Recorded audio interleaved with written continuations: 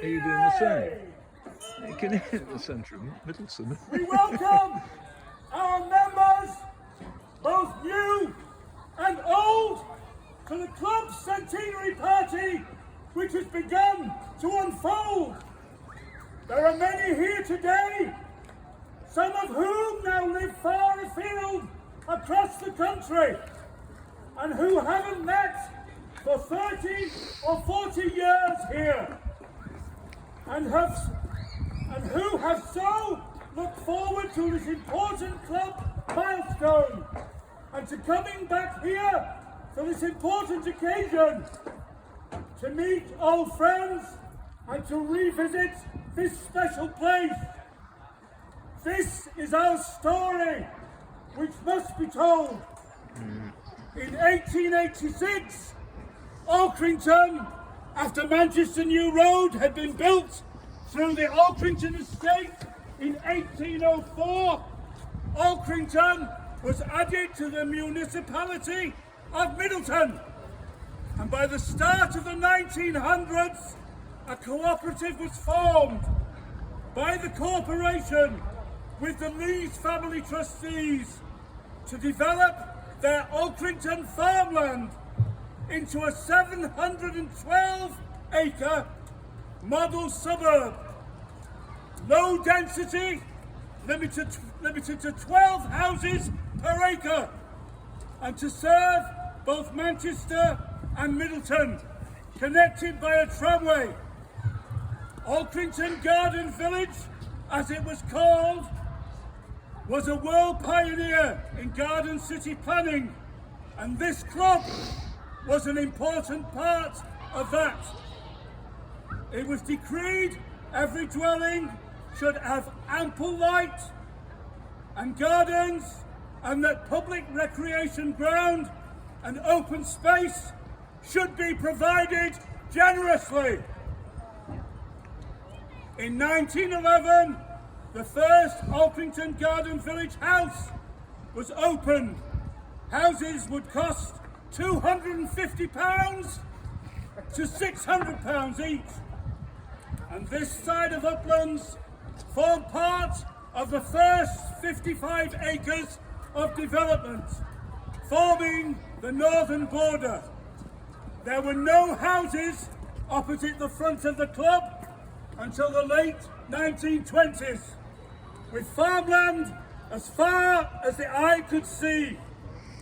A group of residents in 1922 formed the club after negotiating a lease for the land for the clubhouse, which would be a focus for social events, and 2 grass courts and 2 shale courts. The 5 trustees signing the leases on this land on the 11th of May 1922 were David Hall, Fred Howard, William Jacks, Harry Woodward and Alfred Ogden. As the club's photos show, the members, under the direction of their founder chairman, David Hall, built the clubhouse themselves, and by July 1923, the courts were officially opened by Alderman William Greenwood Townsend. So many social events were held, from musical evenings to large fancy dress parties. So popular, the club had a regular column in the Middleton Guardian throughout the 1920s. Ladies and gents teams were formed, and they joined the Manchester District Tennis League, and by 1924, their second season, they won both their divisions cups. Alkrington Tennis Club was the place to be. Throughout the 1920s and 1930s, the club thrived, and indeed, after the World War II, the club purchased the freehold of the land here.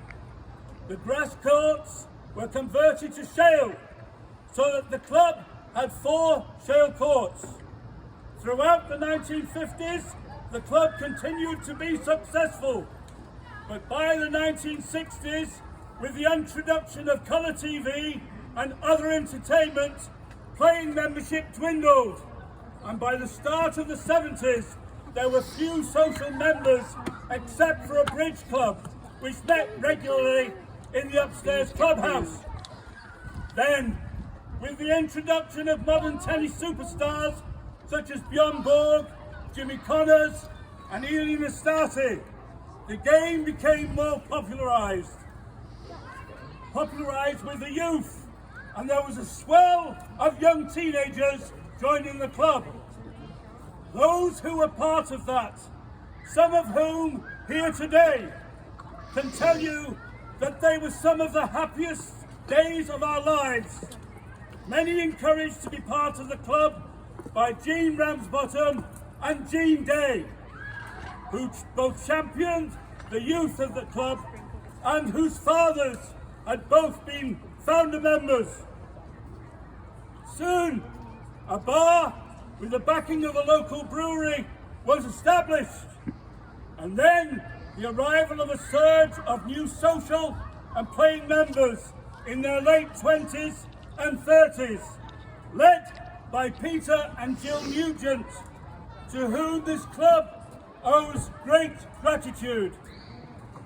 The club was buzzing, and American tournaments, barbecues and discos were introduced and were a great success. With the backing of the Lawn Tennis Association, the new committee led by Pete Nugent, the new chairman, replaced the now aging shale courts with modern all-weather surfaces and new surround netting. A balcony was added and proved a great success. Great players of those times included Peter Hartley and Jack Griffin, almost unbeaten in league and club tournaments. Delighted to say that Jack is here with us today.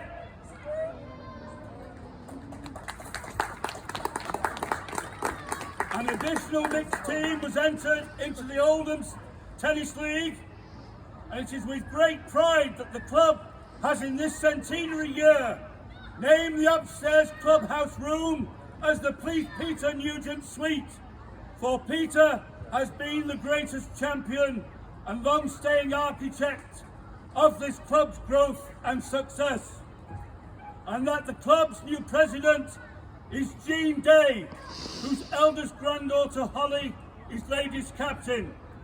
Holly has done a fantastic job of organising and coordinating with the rest of this committee this centenary event today.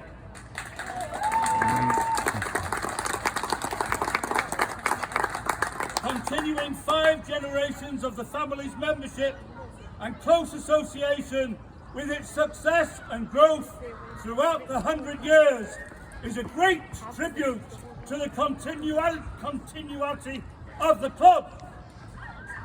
There is a sadness, though, that past members and committee members, Ian Gartside, Brian Sanford and Jean Ramsbottom, are no longer able to be with us today, for these too were instrumental in both the survival of the club and ensuring its future too. We remember many other past members no longer with us, including Archie Ward, Ernest Taylor, Joan Ellis and Chris Finn, a sudden death at the age of 56 in 2013. The new fantastic improvements we see before us today is testament to the club's future being both secure and growing in popularity and quality of facilities. There is much joy here and a sense of place and friendship that this club has always offered, a real family club. So raise a glass and join me in 3 rousing cheers for all the efforts of past and present members who have ensured not only that Alkrington Tennis and Social Club was the place to be, but it is most definitely is now the place to be too, and has a fabulous future in front of it. Hip hip! Hooray! Hip hip! Hooray! Hip hip! Hooray! Have a wonderful day and evening. God save the Queen.